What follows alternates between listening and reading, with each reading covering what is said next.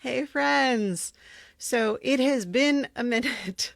I'm still trying to figure out sort of um, how to balance all the things that I want to do with how much energy I have.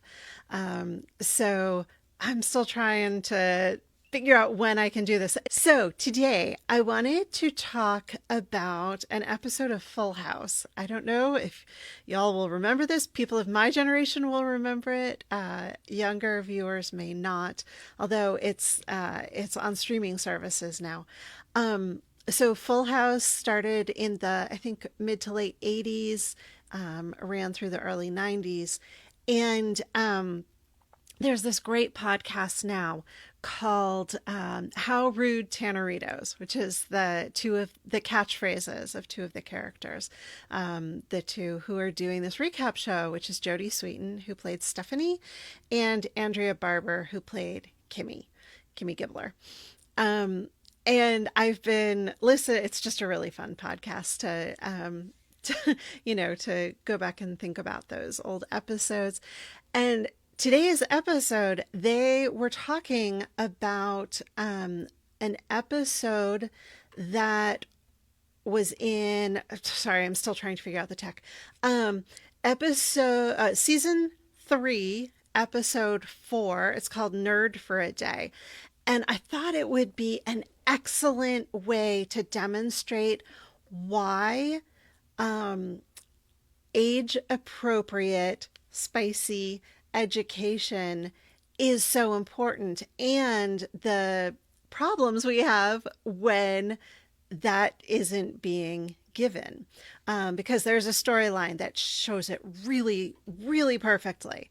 So I want to just take you through it quickly so that you can see the benefits of having age appropriate, comprehensive, spicy education. And I want to be super clear. I'm using the show as an example because these scenes demonstrate it so well, but this is not about the show at all. There's no criticism of the show. In fact, I think that the lesson, the story that's being given about not making fun of other kids is great. It's just that this is a perfectly succinct example. Okay, so what has happened in the episode prior to the clips I'm about to show you is that Stephanie, I think she's 6 or 7 at this, probably 7 at this point. She has been part of a group of kids who've been making fun of a boy at school. His name is Walter, and they've been calling him duck lips, duck face, duck lips, I think. And, just generally teasing him. She comes home. This comes out in conversation. Uncle Jesse tells her that she needs to call Walter and apologize. And she does it with him sitting right next to her, and she has a few false starts. And finally he says, just tell him he's a very nice boy. And so she says, Walter, you're a very nice boy. Okay, goodbye. And then I don't know, it's hard to tell. Maybe, whoops. Oh, sorry. Still figuring it out. There we go. And then he shows up at her house, and she has to deal with him in person. Okay, so now I'm going to show you the first scene. So you really think I'm a very nice boy? Yeah. This is marvelous. I never thought I'd have a friend, and now I have a girlfriend. You do? Who? You? Me? Okay, so in this scene, we see Walter jump to an assumption. Now, not going to take any digs at Walter either.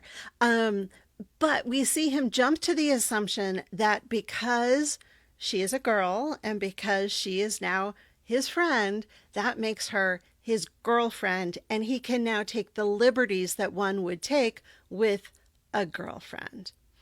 Now, okay, let's back up and talk about what age-appropriate, spicy education means.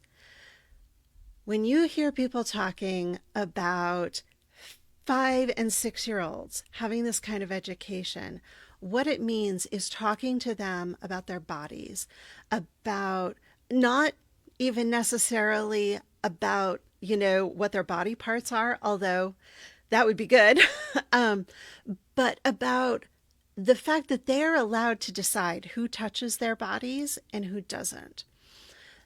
The education that my generation got was you never let strangers touch you, stranger danger, but you also have to let grandma and grandpa um, hug you, and you have to sit on their lap if they want you to, and all that stuff.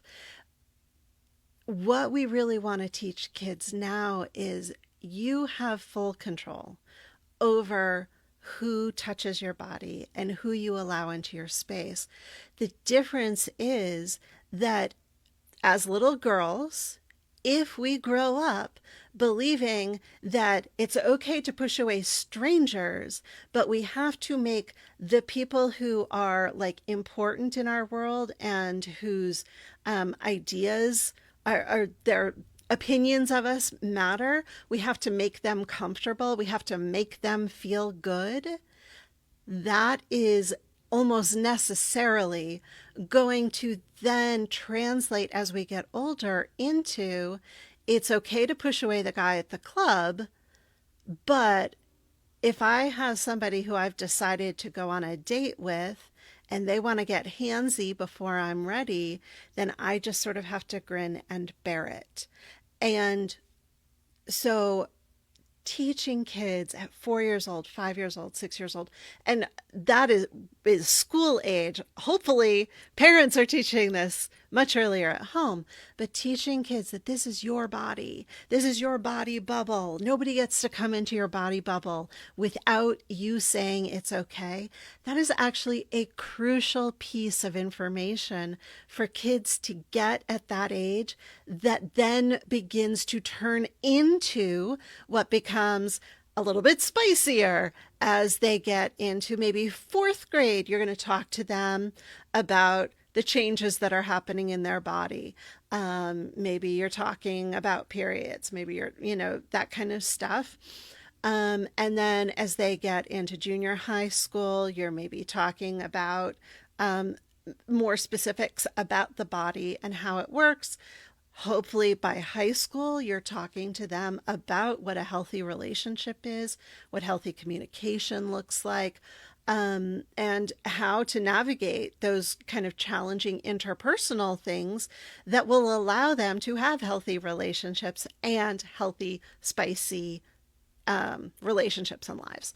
So when we talk about age-appropriate comprehensive education, we are not talking about little kids getting, the entire textbook about anything to do with two bodies coming together. We are talking about teaching them the skills to navigate these situations, because if they learn them as little kids, they're going to be kind of ingrained in them as they grow up, rather than learning one set of rules as a child and then having to unlearn them and learn something new as an adult. All right, so now we're going to go on to clip number 2. Walter plus Stephanie equals true love. Forever. Forever? Okay, so watch what Walter did right there. He not only said forever, like there's been no conversation about whether she's actually his girlfriend. He's like loving forever, but he gets into her space. He literally puts his body right up next to her and he puts his arm around her. He is now fully in her space and touching her without her consent. So if we're talking about age-appropriate education at 7 years old, kids should be able to recognize nobody gets to come into my space if I don't want them to, and I don't get to go into somebody else's space without their permission. And we see this work. When kids have this education, they have the vocabulary, they're able to use it. But if we don't give them the tools and what we teach them is, just get along to get along or go along to get along, then this is what happens. You have a girl who's just sitting there going, forever? Like, I don't even like you. I definitely don't want you with your arm around me. And she doesn't know what to say. She doesn't know what to do. Okay, moving on to clip 3. You can't tell anyone I'm your girlfriend. Oh, I get it. So you want it to be a secret? Yeah, top secret. Ooh, a secret girlfriend. Okay, I mean, honestly, it's adorable, right? But also, what we see Stephanie doing here is appeasing Walter. She's not saying, you have constructed an entire fantasy that I don't want any part of. She's saying, okay, how can I let you have your fantasy so that I don't hurt your feelings, but also I don't have to be a part of it. And so she comes up with the secret boyfriend idea. This is a lot. If we follow this trajectory forward and we say Stephanie brings this exact same set of skills into adulthood, this then looks like there's a boy and I know I'm making all of this very heterosexual, but it looks like there's a boy who's pushing my limits. I'm not comfortable, but I don't know what to do. So I just sit really still and I kind of giggle and I pretend that I'm okay until I can get out of the room. Every woman I know knows what the giggle is because we've all used it to get out of, to sort of like get through situations that are super uncomfortable, but we're afraid to upset the other person. So here we see Stephanie doing the 7-year-old version of the giggle. Just appease him until you can get him out the door. Okay, next. You know what I'm doing now? I'm afraid to ask. I'm giving you a secret kiss in my mind.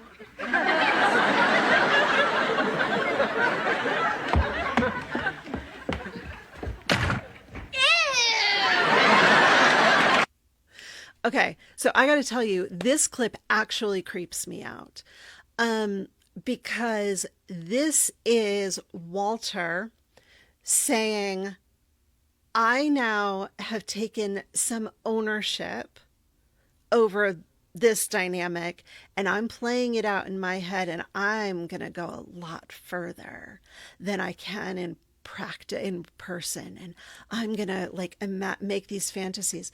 This is what turns into when you're just walking down the street or you're in conversation with somebody and you're like, that is a creepy dude.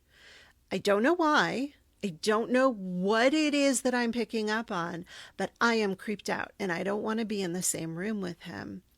That's this, because what you're picking up on is this idea or this feeling that he is like using something, he's like taking ownership of something about you, even if it's just his imagination. It's like he's going to do whatever he wants and I don't get any say in it. And that makes me feel really creeped out. And that's exactly what we're seeing Steph experience here. Okay, one more clip and then we'll do a quick wrap up. Steph has gone to school and has had to be pretend secret girlfriend with Walter all day. And now she's coming home and she's going to tell Jesse, Uncle Jesse, how exactly that felt. Walter still thinks that I'm his secret girlfriend. He was giving me kisses in his mind all day. Steph, I'm sorry, but apologizing to Walter was the right thing to do. Okay. Again, this scene actually makes me uncomfortable and kind of mad. And again, no shade to the show itself, especially since it was made in the 80s. But what Uncle Jesse is telling her here is that it was more important for Walter to feel better than it was for Stephanie to feel comfortable. You did the right thing by telling him that he was a good, he's a good dude. And any repercussions that come from that, you just have to kind of deal with, because that is the price of doing the right thing. No. If I am uncomfortable the way that Stephanie clearly demonstrates she is uncomfortable, like she makes that kind of ew a few times, that is your body giving you information about the fact that you don't feel safe. And you should never take your safety and subjugate it to somebody else's comfort. That is how a lot of really nasty things happen, quite honestly. So, okay, I'm going to go back to full screen here. Ooh, hi. And so let's talk about what could it have looked like if Stephanie had had age-appropriate, comprehensive, spicy education. Clip 1, where he says, "You're my girlfriend," and she goes, "Girlfriend?" She might have been able to say, "I'm actually not interested in that, but thanks. I'm glad to be your friend." So this is, again, it's not about bodies coming together. It's about giving kids communication skills that they can use at that age. And then those skills grow with them. Clip 2, where he puts his arm around her and says, "Walter and Stephanie forever." She might have been able to say, "Please move over. Please don't put your arm around me. I didn't say that was okay." And he might have known up front that he shouldn't do that without asking. He could have learned to say, "I would like to hug you now. I'd like to put my arm around you. Are you okay with that?" The whole thing might have gone very differently if he had had that skill. In the third clip, this is the one where she is I described it as sort of the 7-year-old version of the giggle. She might have been able to say, "I'm not comfortable right now, and I would like you to go. We can talk about this later. Maybe we can talk about this when there are adults in the room who can help to navigate this conversation. But right now, I don't feel good. I don't like this." Obviously, those are adult words. She would say it in a very different 7-year-old way, but the message is the same. I'm not comfortable. I want this situation to end, and we can deal with this another time. And finally, sort of the overall of this whole thing is we should never be telling our little girls that they need to endure any kind of discomfort in order to make other people feel okay. And that is exactly what kids are learning when they get age-appropriate, spicy education. So I hope it's really clear how this plays out. If you have any questions, please leave them in the comments. I will definitely be checking them, and I'll get back to you. But I hope it's really clear that if we start teaching kids these lessons really young, the lessons get to grow with them, so that they then don't, as adults, have to unlearn, or not even adults, teenagers, have to unlearn all of the people pleasing and all of the just go along to get along stuff, and then relearn new skills. Let me tell you, I did not begin to learn these skills until my early 40s, and it has been painful. there have been lots of good outcomes. I'm not arguing, I'm glad I did it. But I wish I had learned this at 4 or 5, because there were a lot of parts of my life where I could have used these skills to turn things and have less trauma. Quite honestly, have less trauma in my life. So, that is Full House season 3, episode 4. Highly recommend going to watch it. It's really sweet. It's really fun. Great lesson. Even though I pulled these moments out to demonstrate consent and all of that, the lessons that they're trying to teach around, not teasing and making sure everybody feels like they're, part of the group. Those lessons are great. And thank you so much to Jodie Sweetin and Andrea Barber for your podcast, How Rude Tanneritos. I love listening to it every week. It's so much fun. And I recommend everybody go check them out. I think they're I should have looked this up. I think their Instagram is How Rude Podcast. So I'll tag them when I get off. All right. Thank you so much for being here, and I'll talk to you again soon.